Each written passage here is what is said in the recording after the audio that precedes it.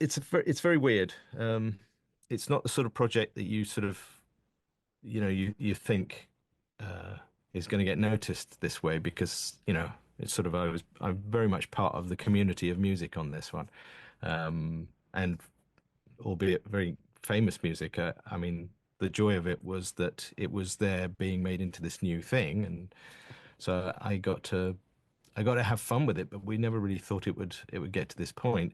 Um, but it's also such a weird time to be, um, getting excited about something like this. I mean, I work, and also I thought I didn't realize it was today, so I moved my head thinking, oh yeah, the Academy's moved the nominations to next week, so I was quite happily sleeping this morning, and got a call from my agent. It was like, what the hell is she calling me for? Like, what could be that urgent? I said. It's also that I'm still evacuated from my from my home, so I'm staying in my girlfriend's mother's back room at the moment on a pull-out couch. Oh my So goodness. so it's all. I mean, everything in Hollywood is very weird at the moment because so many people have been affected. I mean, I got lucky. I didn't actually lose my home or my studio in Palisades, but uh,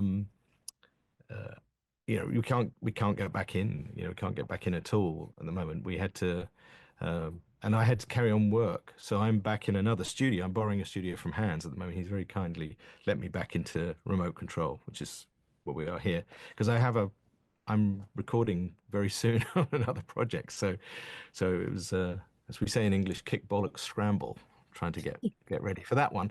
So with all that going on in my mind, I sort of had forgotten all about this stuff.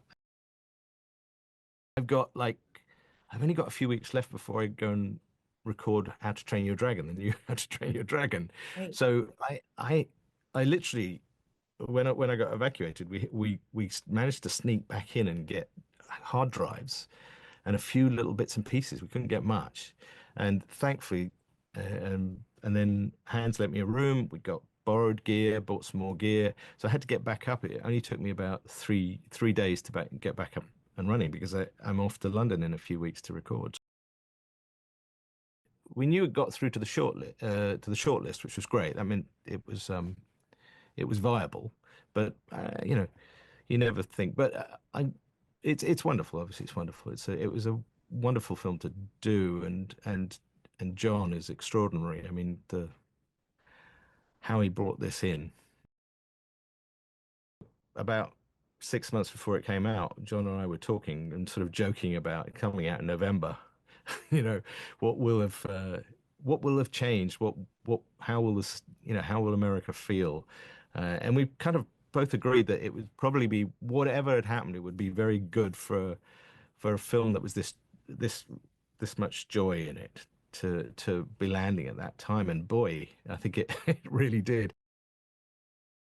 There's lots of things I don't do because I don't get to I don't get to make music in the way that I like to make music, which is to bring that joy into the cinema.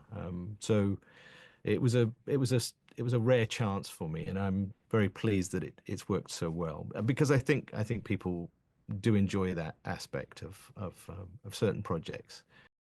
Then John Chu is FaceTiming me, and fortunately it's in the dark because I didn't really want him to see that I was in bed with two poodles, and it was just, and he was up and ready, and he was partying, he was having a good time, he knew everything, and it's like it was a shame that he wasn't, of all people. I mean, it's absolutely a virtuosic piece of directing, if you ask me. But I mean, I think everything about this film was such a team. It's like you cannot disconnect any single bit from anybody else. Everything is so interconnected, all because it all goes through John, I think. No, when I drove back down when I drove down the hill on fire, when everything was on fire, it's like it was very weird knowing that the only thing I can do that's useful is try and survive and do some other things that people will enjoy. And I was driving past a bunch of people who were putting their life on the line. It was extraordinary watching them. we're not used to that at all. So as I drove down that hill and saw the firefighters, and they knew what was coming. This was like 11 o'clock on Tuesday morning, and they knew what was coming.